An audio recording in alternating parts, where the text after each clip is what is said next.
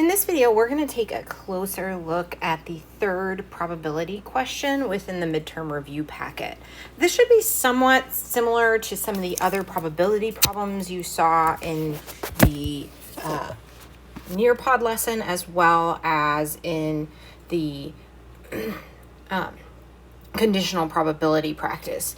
What we have going on here is we're given a contingency table and then asked to find 4 different probabilities using the table.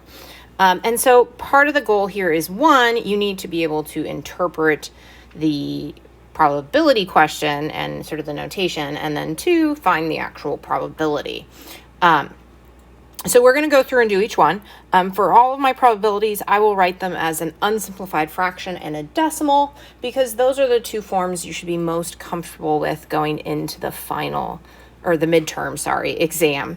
All right, so let's look at the first one. The first one is an example, and I'm just going to make a note to the side in case you want to look up more information about it. So this very first one, the ambidextrous with that line and then architecture, that's going to be an example of conditional probability.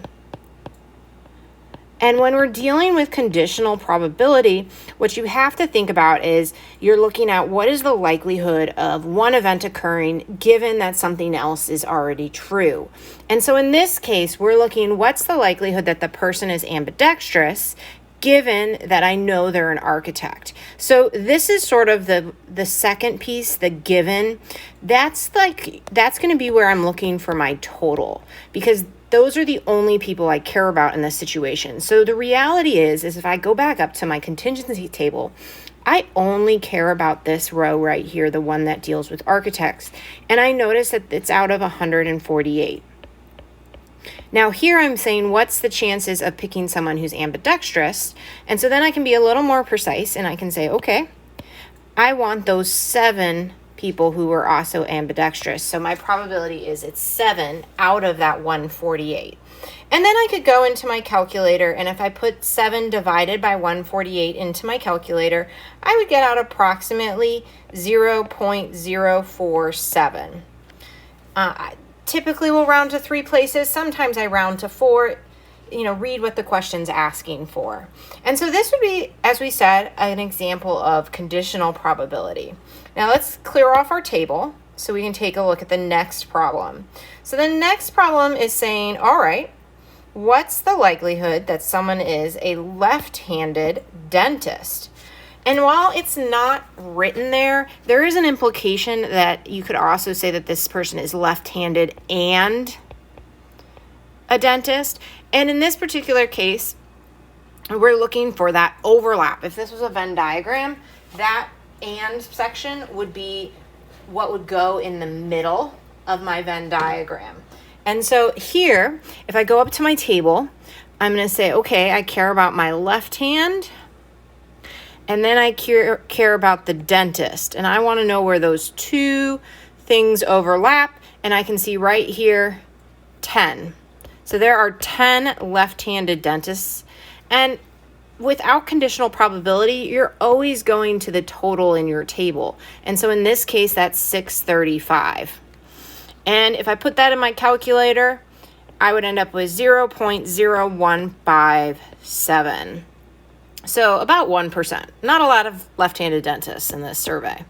All right, moving right along. So we did an example of and probability with our left-handed dentist. So the next one is obviously, so we're going to be looking at or probability. So what's the probability that the person you pick is a lawyer or right-handed? So in this case, we're looking for everything everyone that's a lawyer and everyone that's right-handed. But you want to be a little careful when doing these. So again, one of the first things I like to do is, you notice I circle my columns. So I'm saying, okay, all of the right-handed, and then I care about all of my lawyers. But you'll notice in both of my circles, I circle that 83 twice. So I want to make sure I don't actually count that twice when I do my totals. So there's 2 ways you can deal with it. I personally tend to go the route of I just add up all my numbers. So I might go and I say, okay, I'm going to add up 101, 115, 121, 83, 16. But then I'm not going to start with 83 when I go to the lawyer row. I'll start with the 16 and the 6. And so basically, like, I'm separately adding up my lawyers and my right hand to ensure the overlap doesn't happen. The other option, and this is sort of the more formula-based, is that I would take my lawyer total of 105 and I'd add it to my right-hand total of 536, and I would just subtract out that overlap so that it doesn't count twice. Whichever method you prefer, you use it. It works. And in either way, you should have gotten that there were 558 people who are either a lawyer or right-handed. It's because a lot of people out there are right-handed. And then that's going to be out of that total 365. And so we end up with 0.8787. So almost 88% of the people surveyed are right-handed or a lawyer.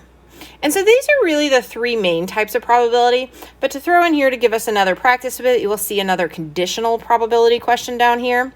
And in this particular conditional probability, remember, we always want to sort of look at that second term first. We're focusing on left-handed people. And if we go back up to the table, you'll notice that there are 67 left-handed people within this sort of study results. So this is 67. And of those 67, how many are psychiatrists? Well, I'd need to go up and I'd look and I'd notice 10 of them are psychiatrists. So this would be 10 out of the 67 left-handed people in the study, or about 0.1493.